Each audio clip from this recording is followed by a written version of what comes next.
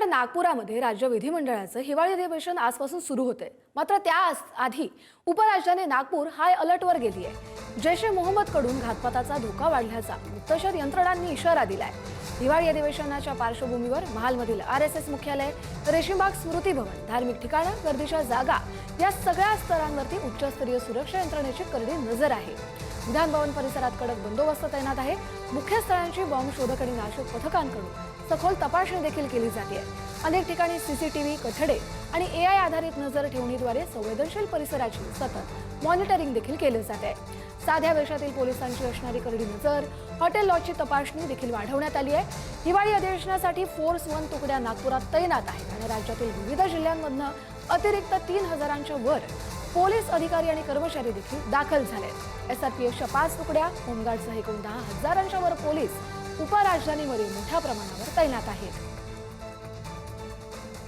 आजपासून राज्याचं हिवाळी अधिवेशन नागपुरात सुरू होत आहे आणि या पार्श्वभूमीवर जे आहे ते पोलीस यंत्रणा आहे ती हाय अलर्टवर आहे। कारण सुरक्षा व्यवस्था या अधिवेशनासाठी चोख करण्यात आलेली आहे। मोठ्या प्रमाणात पोलीस बंदोबस्त लावण्यात आलेला आहे, ज्यामध्ये विधान भवन असेल, मुख्यमंत्री निवासस्थान असेल, उपमुख्यमंत्री निवासस्थान असेल किंवा आमदार निवास आणि मंत्र्यांची राहण्याची जी ठिकाणं आहेत, रवी भवन आणि नाग भवन, या ठिकाणी देखील चोख बंदोबस्त करण्यात आलेला आहे।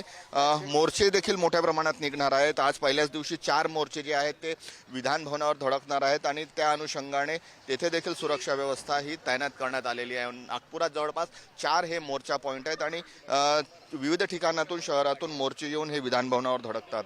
त्यामुळे विधान भवनाची सुरक्षा असेल किंवा संपूर्ण नागपूर शहराची संपूर्ण सुरक्षा असेल, पोलीस यंत्रणा जी आहे ते मोठ्या प्रमाणात ठेवण्यात आलेली आहे, ज्यामध्ये साध्या वेशातील पोलिसांचा पहारा असणार आहे। हॉटेल लॉजची देखील तपासणी करण्यात येणार आहे।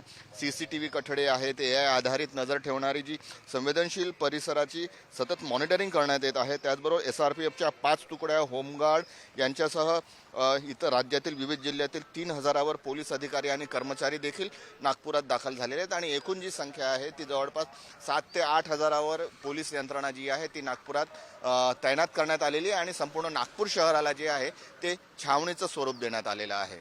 कॅमेरामन मंगेश हस्तकसह जितेंद्र शिंगाडे, पुढारी न्यूज, नागपूर।